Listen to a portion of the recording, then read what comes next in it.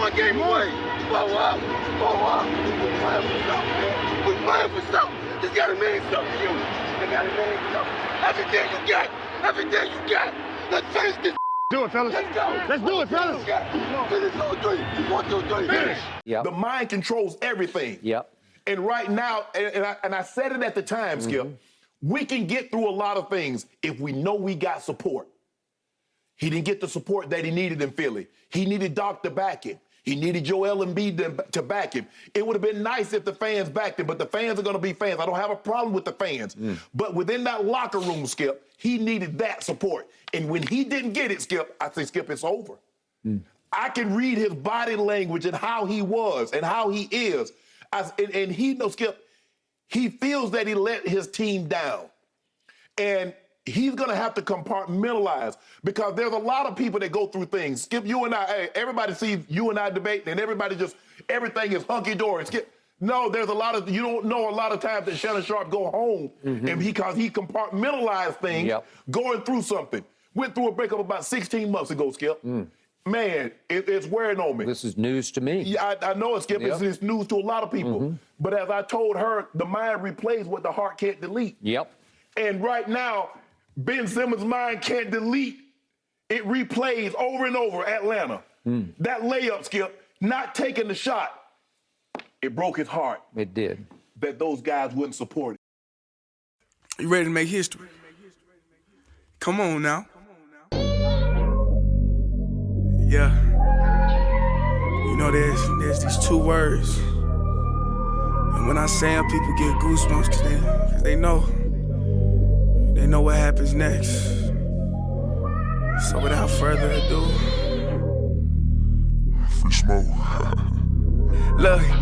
Scared cause I'm drowning in silence with bad thoughts. These days I don't have nothing to say, man, the bag talks. I put in headphones on my driver.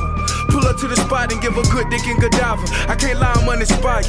No more pillow talking about nonsense. I only stick around to put some band-aids on my conscience. I don't know why I feel so bad, nigga. That's what we do, no foundation. We don't build no more, we just screw. Half a bottle of Henny, girl, I'm going with the wind. The same niggas say they happy for me, ain't want me to win. So I'm done on my friends. Don't need help popping Coronas and reminiscing. I just call up Big Bro J and say it's time for venting. If I live forever, I hold this hate for some centuries. You don't know how much I have you doing what it meant to me, but motherfuck all that. I don't even offer up the time to make the call back. Stupid Lodo, if they don't get the picture now, man, I crop them out of the photo. I can't relate to my peers. Been doing this shit for years. I'm motivated by fears. I took the wheel and I steer. My sound not dictated by fuck boys in Atlanta. Stay gifted like this album was ghost written by Santa Bars forever, like they decided to throw me under slammer. Every song's a hit like they picture me underhanders. I could drop 1,000,000 songs, but they never gon' understand us. Soapbox sermons for niggas never giving chances. Fight our whole lives to get these weak ass advances.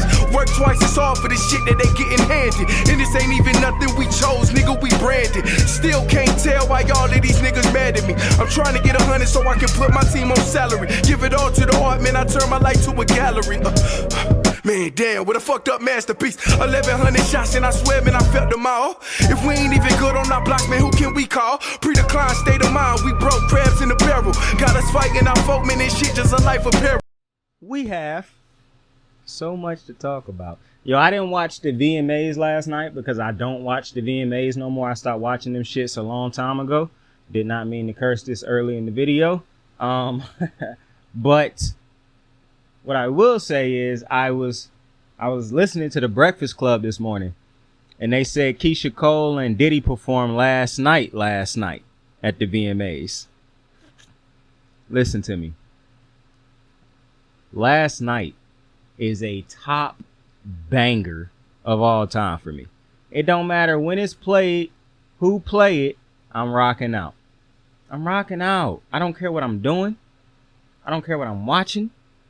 I don't care if I'm listening to another song and that shit play, the other song come off. That's the song that we're listening to.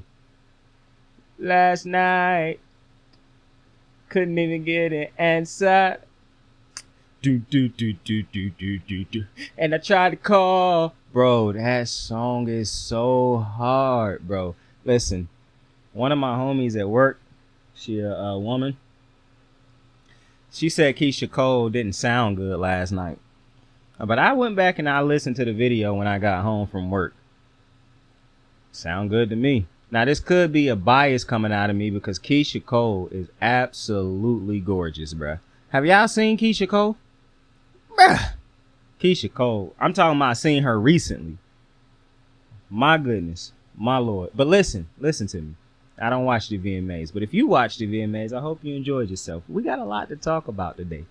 I was going to start off by talking about the NBA, but since it's football season, that will come last. So if you clicked on this video, because I know it's somewhere in this title, it mentions me talking about the NBA's new resting rules. Don't worry. I'm going to talk about that. You're going to have to skip first. If you just want to hear me talk about that, I'm going to learn how to timestamp these things, but just skip later on into the video because I'm talking about that last. First, I want to recap week 1 of the NFL season. Not necessarily the wins and losses, but I do want to, and this is probably going to be a 2-video day because I got to give my predictions and I got to do me and Henry's predictions this week. I can tell you right now I'm taking the Eagles, but I'm probably not going to watch that Eagles game tomorrow. I'm not going to lie to you. The Eagles and Vikings, as much as I want to watch it, I'm probably going to pull a double tomorrow because I didn't pull a double today because I had an emergency. I was going to pull a double today so I didn't have to pull a double tomorrow, but I ended up having an emergency when I got off on my first shift. So I couldn't go back to the second shift. So to make up for that, even though I don't have to make up for it, I am going to make up for it because this ain't like having money in his pockets. I'm probably going to have to just pull that double on during the game tomorrow. I don't know yet. It's just going to be based off of how I feel, to be honest with you. But we do have some things to talk about after week 1. Now, one of the first things I want to talk about is my Rams. Oh, baby. Listen, I don't have no Rams tattoo. Obviously, I got a Baltimore tattoo. I say obviously like y'all done seen me. I'll put pictures up and stuff like that once as soon as I get a camera and get a nice setup, I'm going to have a camera. Right now, though, just focus on the words and, I'm not important. Seeing me right now is not important. It's never going to be important seeing my face unless my reactions and shit like that. That's what you want to see. But, yeah. Anyways. Let's talk about my Rams, man. Obviously, I'm a Baltimore fan. Been a Baltimore fan my entire life. I got him tattooed on my arm. I'm getting an Aaron Donald tattoo eventually, though. So, you know what I'm saying? It's got to mean something to you. It's going to get tattooed on me. I got a Michael Jordan tattoo. I got a Rose tattooed on me that I'm going to get touched up. I'm getting both of those touched up eventually. But I want to talk about my Rams because nobody believed in us, bro. They didn't give us a chance. I accidentally picked. I'm telling you, I did not mean to pick the Seahawks against us. I'm still in preseason mode just like everybody else. I did not mean to pick go back and look at my videos from last year and the year before that. I never picked the Seahawks to beat the Rams. And it's not just because I root for the Rams. It's because the Seahawks suck against the Rams. Go look at the record. They just don't play us good. I don't know what it is. Aaron Donald is phenomenal against Russell Wilson with the Seahawks all those years. Sean McVay just know how to coach up a team against Pete Carroll. It is what it is. I would have never chosen that team if I was not in preseason mode. But moving past that, I just want to talk about my Rams, man. Hey, they said we would start 0-1.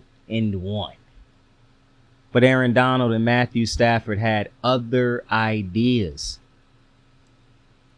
Puka Nacua had other ideas. Tutu Atwell had other ideas. Bro, stop playing with the kids. Now listen, I told you this. I tell you this every year. When Sean McVay has a good offense, a good run game, it's hard to stop him. Much like Kyle Shanahan. When Sean McVay can run the ball, when his offenses can run the ball, that's when his offenses are going to be at their finest. It just is what it is. I'm not quite sure why it only worked like that, but I'm not complaining because that's going to help Matthew Stafford. Matthew Stafford is not somebody who you want just throwing a ton of. You don't want him dropping back throwing 20, 30 passes a game. You want him to have a running game to be able to fall back on. So I love that, our run game looked good in the first game of the season. I hope it can stay like that throughout the season. It'd be nice if these receivers can keep doing what they're doing. Cooper Kupp come back after. I don't know if he's just going to. Coop can't play the first 4 games. So I know for a fact he won't be in the first 4 games. I don't know if he'll miss more than those 4 games, but I obviously cannot wait till we get Coop back. But I'm glad that Coop ain't playing right now because Matthew Stafford is being forced to spread the ball around. Now, most times when you got to spread the ball around, that means you don't got one guy. I don't care about that right now. We have one guy. He's just out right now. Matthew Stafford needs to get comfortable throwing to other guys. That is one of his biggest problems, in my opinion. When he become one-dimensional and just stay on one receiver, that's when problems happen. If we can get Matt to continue to do what he's doing, to get this trust in Tutu, to build his trust in Nachua, and Coop come back. Now we have 3 guys who Matthew Stafford's trust, who he trusts. I don't really know how to feel about this Higbee thing yet. It just feel like the thing that I'm not gonna say what Paul Pierce said, but that's the kind of sentiment I'm having right now. It's like, bro, it feel like I'm waiting for a breakthrough. I haven't gotten it yet. It feel like it's coming. I haven't gotten it yet. Pause. I just don't know how to feel about Tyler Higbee right now. To be complete, if I'm being honest, I don't completely know how to, because it just feel like, yeah, that's a tough one. But I'm extremely ecstatic that the Rams ended up getting a win that nobody thought we were capable of getting. I didn't see nobody picking us week 1. And like I said, I did not mean to pick against us. Okay? And I say us because I am a full-fledged Rams supporter, bro. Now, when Aaron Donald retires, I'm almost certain I will still love the Rams. Because I just basically said to myself, for so long, I never had 2 teams. I only had the Ravens. But I love football. So I keep watching when my team lose. I keep watching when my team not playing no more. If my team don't make the playoffs, I'm still watching. Like, I'm watching every game. Or I'm watching every game I can possibly watch. Like, I get the most out of football season every single year, bro. I'm not half-ass watching. I'm not just watching my game or watching highlights. I absolutely adore the Rams. But I'm starting to really love the Green Bay. I already love the Green Bay Packers. But I'm telling you, because I have faith in Jordan Love, and I done had the faith in him for a minute now. I'm trying to. Now, I'm never going to love the Packers more than I love the Rams. That's just not going to happen. Because I done fallen deeply in love with the Los Angeles Rams. Like, they are my babies now, bro. Like, I feel about them the same way I feel about the Ravens. Those are my babies, bro. All right? That's how I feel about them. But, moving on. I know everybody think I want to talk about Justin Fields, but I'm actually going to get at a rest. I'm not going to talk about Justin Fields. I'll probably talk about that in another video. I actually want to talk about Tennessee. I don't know how long you can keep this going. Tannehill with 3 interceptions the first game of the season. They looked bad. I know I told you I like to give, players a break because it is the first week of the season, but those was bad interceptions like I said about Josh Allen. As a matter of fact, we can group both of them together. These turnovers cannot keep happening. And both of them seem to throw them in the most inopportune times in big games, big spots. Tannehill, hell, you can make an argument that both of them are just turnover machines, period. Now, like, it don't even matter the game. Big game, small game, little game, don't matter. They're going to turn that thing over. However, we obviously know at Allen's best, he is a top 3 quarterback in the NFL. At Tannehill's best, he is not even a top 10, 15 quarterback in the league. Which is why I don't understand this thing that Tennessee is doing to the fans right now. I'm seeing the new stadium designs and all this type of stuff. Why haven't we tried to move on from this quarterback? Why don't you move up in the draft to try to go get a quarterback? You knew you didn't want Malik Willis and that you didn't think he was a guy, but you still wasted a draft pick on him.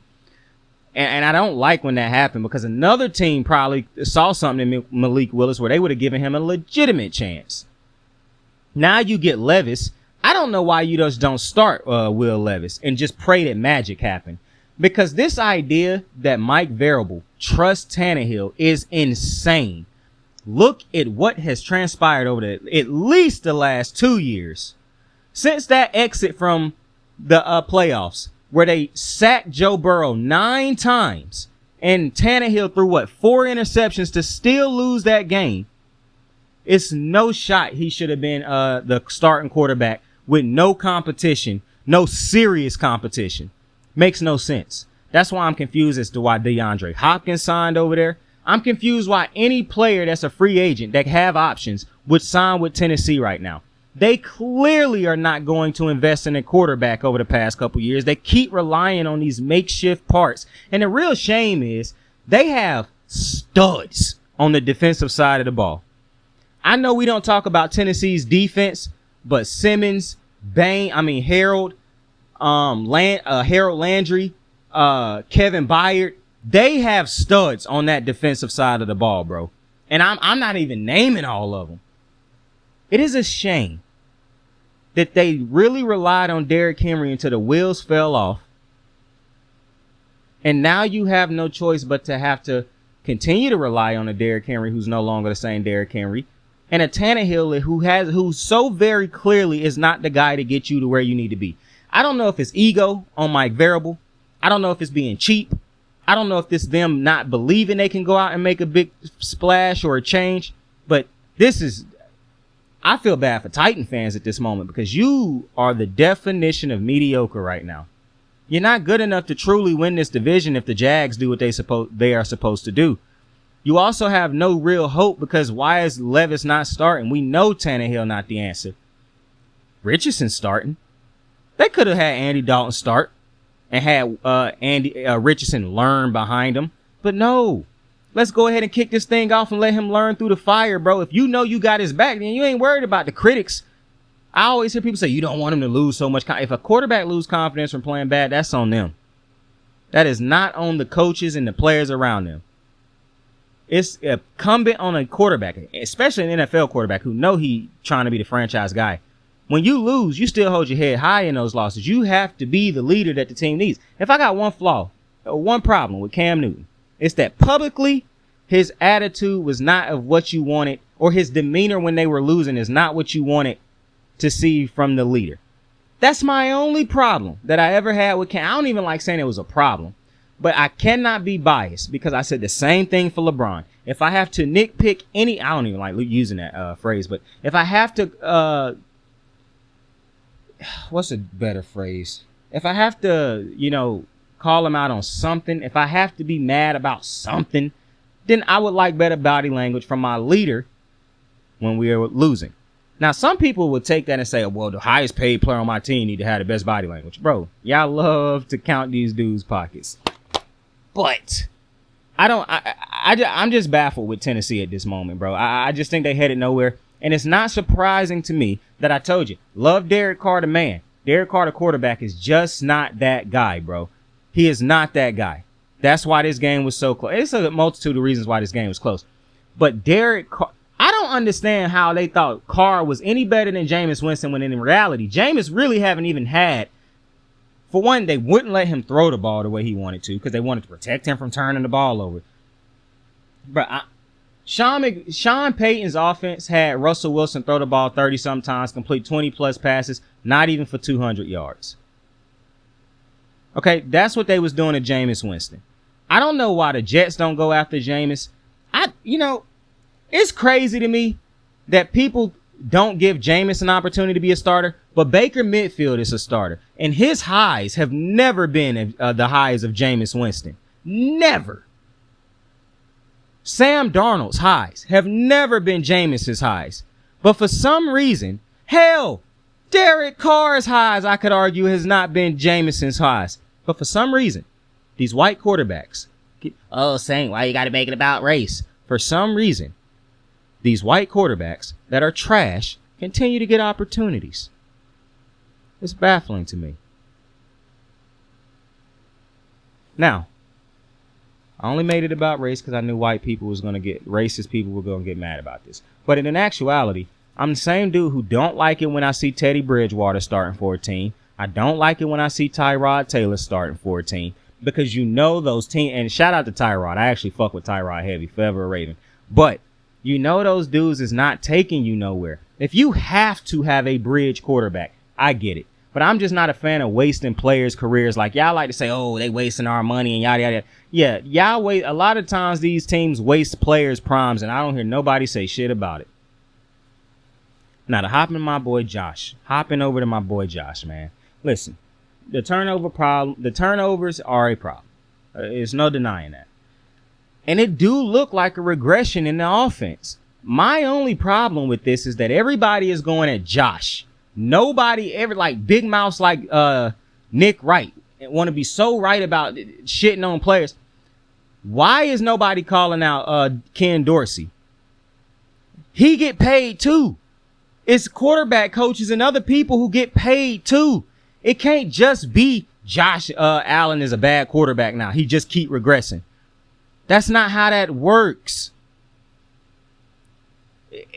And I'm gonna be honest with y'all, bro. It's really starting to piss me off how y'all love how you can love a dude 1 minute and hate him the next. Cam Newton didn't just get trash.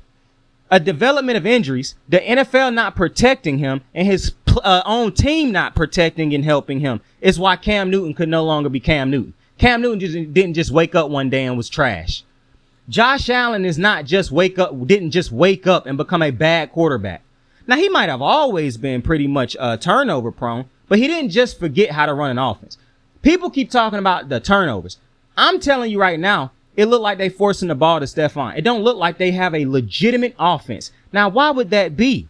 Because they don't have a legit run game. I like James.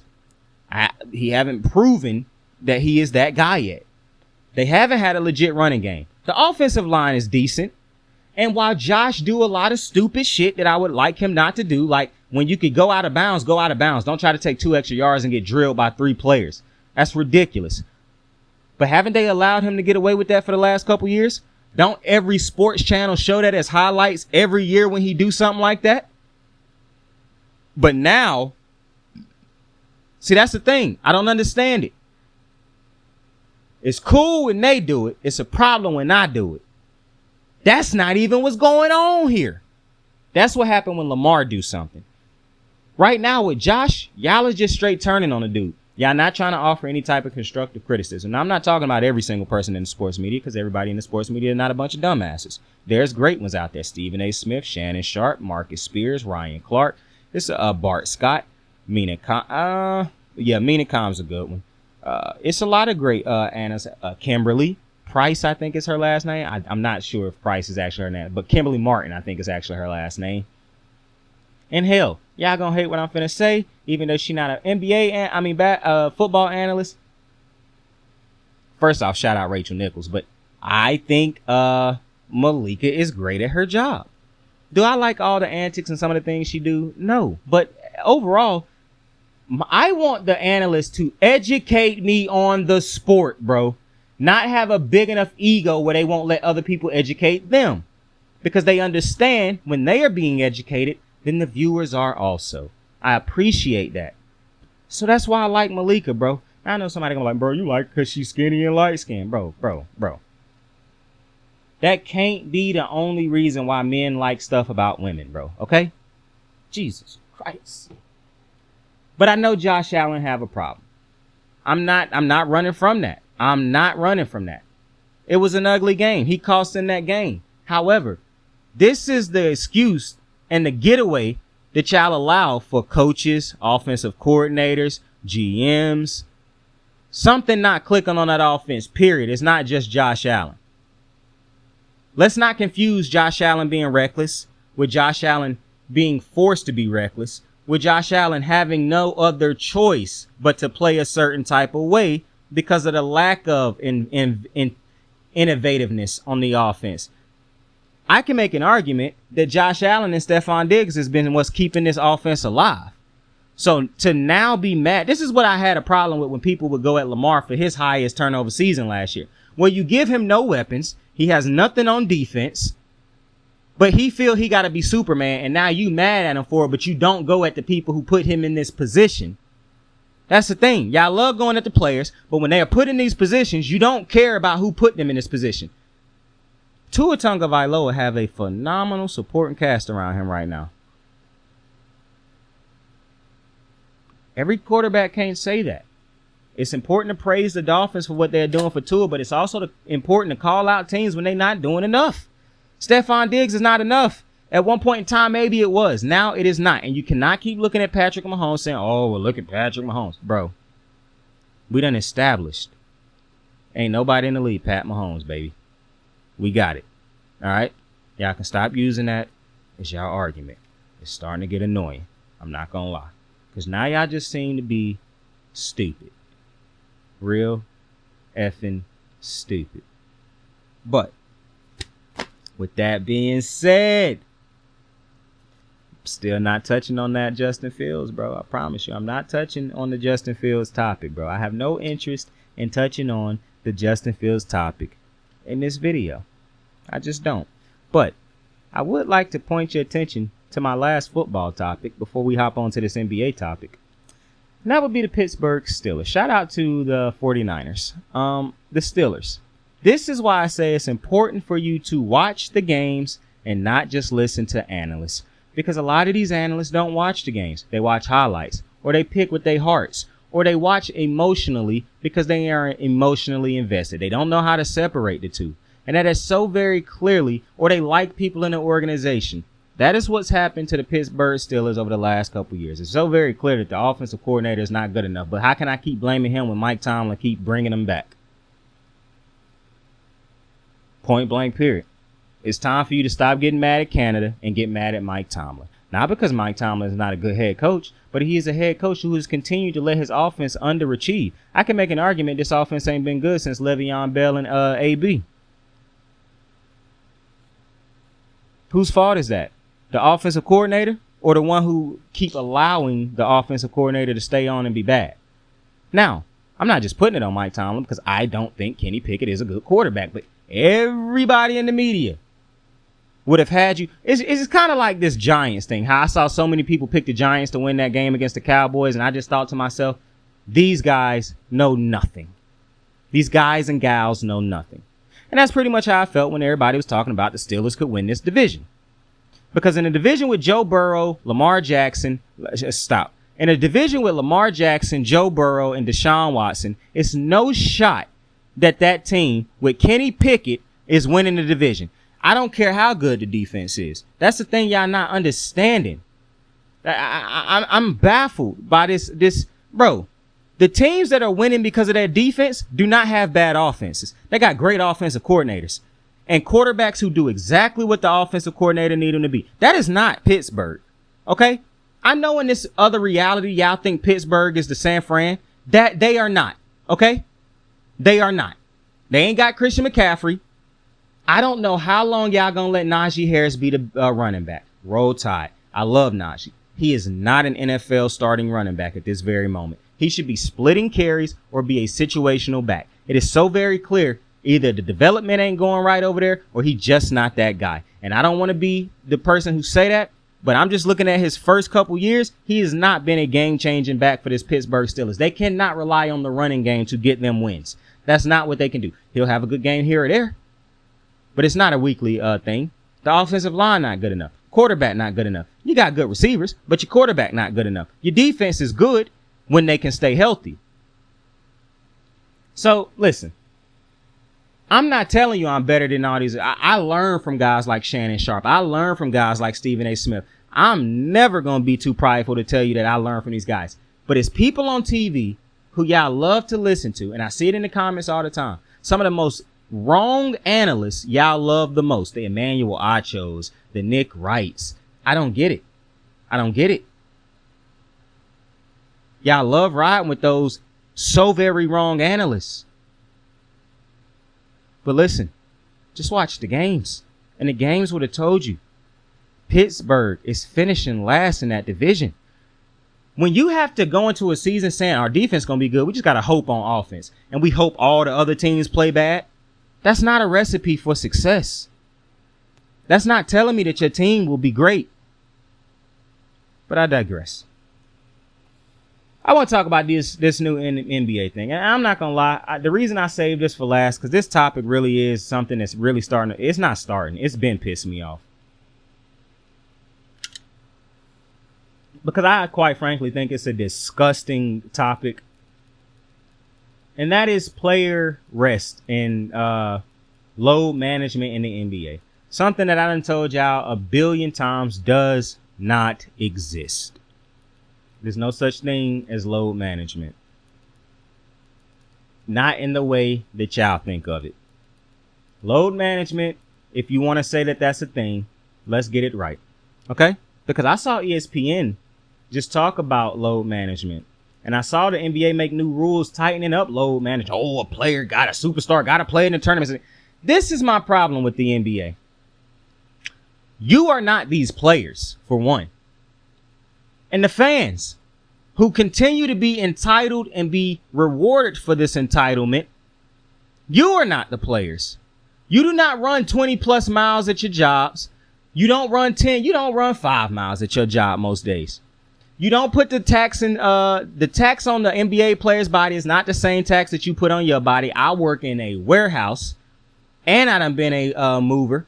I know the type of some of the hardest jobs. We don't put that stress on our body. 82 days, 82 games a year, and back-to-back games at times. We don't take the fouls that they take in the NBA. We don't hit the. We ain't jumping up and down like they are on a consistent basis. We're not taking the hits that people take in the NBA. We're not taking none of that. But for some reason, fans can continue to say, because I paid money for a ticket, which you did not pay money to see a player. That might be what you think you paid for. But you paid to see a basketball game, which is exactly what you get. A basketball game. The revenue of the NBA, they can continue to lie to you and say, oh, we hurting. No, you're not.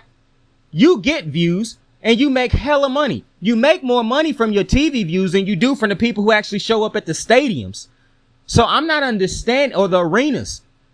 So this notion, this push that, oh, the fans ain't being done right by players sitting out. Fuck the fans, bro. These players, and then the same fans that get mad about an NBA player not playing a meaningless game in the middle of some random month is the same fans that's going to get mad when Kawhi and Paul George can't play in the playoffs because they legitimately injured. And that's my problem. You keep using the Clippers as the poster child for load management. That's just not the case. Kawhi Leonard and Paul George done proven on time after time. They are legitimately hurt, injured. Their bodies have legitimately broken down. They haven't load managed. The fans might keep bitching because they never play, but these dudes is legitimately hurt. When you get hurt at work, you get workers' comp and you don't work. But I don't see nobody bitching about that. In the NBA, when they get injured, they don't have to play. They should not be pressured to play if they are not 100% healthy. They know their bodies. Y'all like to think that these dudes just want to make the money and don't do nothing for it. This was a passion. You can't just get to the NBA if you're not good, if you don't want to be here. And I understand you hear people talk all the time. Oh, this dude just won't play. He in it for the money. So what? People who in it for the money work harder than the ones who usually don't give a damn about the money, in my opinion, because they don't want to lose that bread. So this notion that, oh, load management is a problem. No, y'all egos are a problem. Adam Silver, I'm telling y'all, bro, I don't like Adam Silver, bro. I'm not talking about the person. I'm just talking about the commissioner. I just think he's a terrible commissioner. The way he pandered to you fans is so disgusting. It is so disgusting.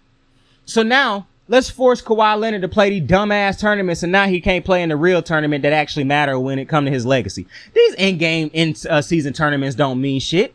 Nobody hope raising banners for in-season tournaments. They doing that to keep trying to figure out ways to get the viewership up. But you want to know what's crazy? NFL viewership don't wane even when injuries happen. Now, it was a season where all the top guys was going down and viewership got hurt. But for the most part, Aaron Rodgers being out for the season will not hurt viewership. There's other ways to make games matter than trying to force players to play rigorous schedules, being banged up on a nightly basis and telling them, oh yeah, if it's a national TV game, you gotta play. If that national TV game coming off of the back of a back-to-back or 3 games in 2 nights, or 4 games in 5 nights, fuck you. I'm sitting out, my boy. And I would be even more pissed off about this, but it's two things that I feel like are going to happen. The NBA PA is going to step in and have to come up with something, because this is not right. This is just not right that Adam Silver can keep pandering to the fans and taking their opinions and letting the fans run the NBA. That's just not right. And two, coaches and owners, fuck coaches. Owners with an investment in a player do not give a flying fuck about no NBA rule.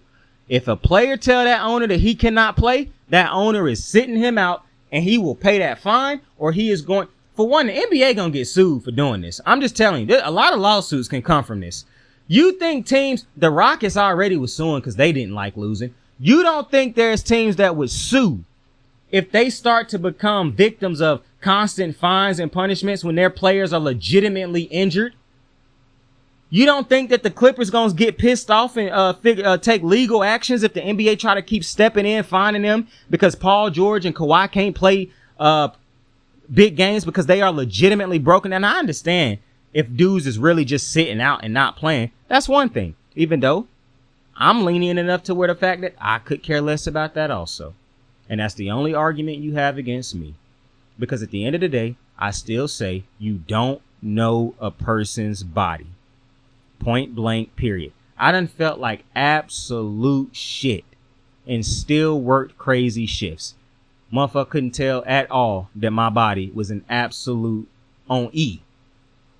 You just don't know how somebody is feeling. And if I have to miss 20 regular season games of a superstar to see that, matter of fact, I'll sum it up like this. I'll just use my favorite player and my favorite team. If I don't need to see Anthony Davis and LeBron for 20 plus games a season just so my Lakers can make the playoffs and have a better chance of winning the finals, sign me up. If Steph Curry got to miss 30 games a season just so I can ensure he healthy enough to play in the playoffs to have an opportunity to win a championship, sign me up every motherfucking day of the week, baby. That's the problem. Y'all entitled. And it's disgusting. It really is. And the fact that the NBA continue to back this entitlement is even more disgusting. I don't like it. But with that being said, I appreciate y'all. Next video, prediction video. Eagles, Minnesota. Me and Henry. It starts. Listen, I appreciate y'all for joining me on another episode of Kicking It with Saint. I truly do. You could have been anywhere else in the world, but you chose to be here with me, especially if you're listening all the way down to this 33 and 53 second mark. Oh, what a blessing you are. I truly do appreciate you. The love, the support, the likes, the subscribing, the sharing, telling a friend about the show, getting a friend to watch the show, you watching the show. It all means so much to me. I'm telling you, my heart is overjoyed every time we get a new view. One view makes me happy. 2, 3, 4. Like I'm telling you, bro, it's when you get people to watch something that you create, it don't matter how many do it. Obviously, I want to grow, but yo, sometimes you never know if one person will check it out. So I want you to know, all of you who check this video out, bro, you are special and important to me. And I truly do appreciate you from the bottom of my heart. And one day I plan to pay it back 10 times. I'm telling you, like 1,000,000 times over, bro. So I truly do appreciate y'all for joining me on these. I could be releasing these and talking to nobody. And every time one person listened to it, it was worth it. So I appreciate y'all so much. Have a great day. Have a dope day. I believe that the most important thing in this life is love, genuine love. Healing power. The healing power of love is unbelievable. It's unmatched. It's unreal. And I've seen people at their lowest come back to life over genuine love. So go out there and find somebody to love today and love the fuck out of those who love you. I truly do appreciate you for joining me. Like, subscribe, share. Saint out. I got the moves like hot sauce. Lil' mama taking the top off. I'm laying down getting topped off. After this, she know she getting knocked off. I know she loving the money, so I keep on thumbing and thumbing. She say she horny when she taking shots, so I keep them coming and coming. Now I'm putting dick in her tummy, scoop her up like I'm raking her something. You would think shawty red track, the way that she running and running. You getting dumber and dumber, you out here chasing the bone. After she finished from giving me dome, the Uber is taking her home. Tight.